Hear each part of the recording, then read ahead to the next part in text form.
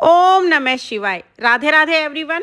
आज की वीडियो में हम जानेंगे कि हरतालिका तीज व्रत की चौकी कब और कैसे उठानी है, व्रत का पारण किस समय करना है और हम विसर्जन कैसे करेंगे। तो देखिए, हरतालिका तीज व्रत 26 अगस्त के दिन किया जाएगा और व्रत की चौकी 27 अगस्त को सुबह उठानी है। तो देखिए, 27 अगस्त को सुबह हम जैसे रोजाना पूजा करते हैं उसी तरह से चौकी पर दीपक जलाएंगे और अपना पूजा कर लेंगे। नॉर्मल पूजा हमें करनी है। पूजा के बाद जो भोग प्रसाद आप चढ़ाएंगे वो सब सदस्यों में आप बांट दीजिएगा, प्रसाद के रूप में बांट देते हैं। और हरतालिका तीज व्रत की पूजा में जो भी आपने साड़ी या सूट चढ़ाया है वो साड़ी सूट और साथ में जो दक्षिणा चढ़ाई है वो हमें दान करनी है। आप ये किसी पंडित को दान दे सकते हैं या किसी भी गरीब को, ये जरूरतमंद को दान दे सकते हैं।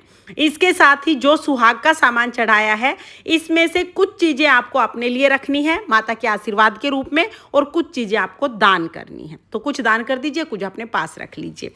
इसके साथ ही माता रानी को जो चुनरी उड़ाई है वो और जो भी जनेऊ हमने उड़ाए हैं ये आप चाहें तो आप अपने घर के मंदिर में देवताओं को उड़ा सकते हैं या आप कभी भी जब मंदिर जाएंगे, जब शिवालय जाएंगे तो वहाँ पर भी आप मूर्तियों पे चढ़ा के आ सकते हैं।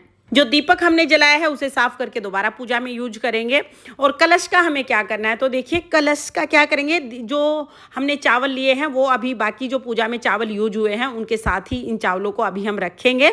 इसके साथ ही जो भी पत्ते हमने लगाए हैं, आम के पत्ते वगैरह, वो भी अभी हम रख देते हैं, इनका विसर्जन किया जाएगा। तो देखिए, जो जल है, जल के अंदर जो सुपारी और सिक्का है ये हम अपने पास रखेंगे, किसी भी दूसरी पूजा में यूज कर सकते हैं। और साथ में ही जो जल है, जल के पूरे घर में पहले हम छींटे लगा देंगे। उसके बाद इस जल को हम पौधों में सींच देंगे। तुलसी के पौधे में नहीं सींचना, बाकी किसी भी पौधे में आप इस जल को सींच सकते हैं। इसके बाद देखिए, जो हमने फोटो लिया है उस पर जल के छींटे लगाकर हम अपने मंदिर में विराजमान करेंगे। और अब हमें मूर्तियों का विसर्जन करना है। आपके घर के आसपास अगर कोई नदी तालाब है तो वहां विसर्जन कर दीजिएगा। नदी तालाब नहीं है तो आप किसी भी बर्तन में जल लेके उस जल में हम मूर्तियों का विसर्जन कर देंगे। ओम नमः शिवाय बोलते हुए हम यहाँ पर भगवान शिव शंकर, भगवान गणेश जी, माता पार्वती, सभी की जो मूर्तियाँ हमने बनाई हैं उनका विसर्जन कर देंगे। बहुत प्रेम पूर्वक हमें विसर्जन करना है। उसके साथ ही जो भी फूल पत्ते हमने चढ़ाए हैं वो सब चीज़ें भी हम साथ में ही विसर्जित कर देंगे। तो यहाँ पर जितने भी फूल पत्ते हमने पूजा में यूज किए हैं सारे हम यहीं पर चढ़ा देंगे। मिट्टी की मूर्तियाँ हैं, थोड़ी देर में पानी में घुल जाएंगी। जब ये पानी में घुल जाएं तब हम इसको पौधों में डाल देंगे। तुलसी के पौधे को छोड़ के बाकी किसी भी पौधे में आप इसे डाल सकते हैं। तो इस तरह से विसर्जन हो जाएगा। और देखिए, विसर्जन आप पहले सुबह पूजा कर लीजिए, उसके बाद व्रत का पारण कर लीजिए, फिर आप आराम से विसर्जन कर लीजिएगा। ऐसा जरूरी नहीं है कि उठते ही आपको विसर्जन करना है, पहले आप आराम से व्रत का पारण कर लीजिएगा, उसके बाद आप विसर्जन कर दीजिएगा।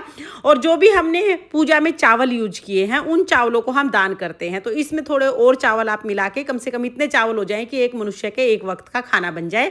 तो इतने चावल आप किसी भी गरीब को या पंडित को दान दे सकते हैं। और जो आसन हमने बिछाया है इस आसन को धो के हम दोबारा पूजा में यूज करेंगे और चौकी को भी हम दोबारा पूजा में यूज करेंगे। तो इस तरह से हमें हरतालिका तीज व्रत की चौकी उठानी है।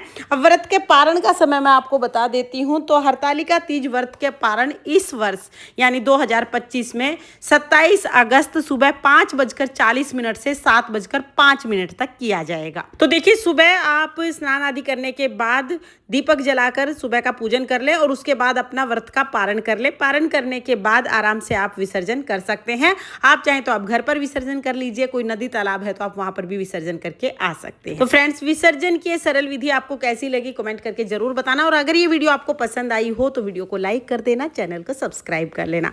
माता पार्वती, भगवान शिव शंकर की कृपा आप पर सर्वदा बनी रहे। राधे राधे।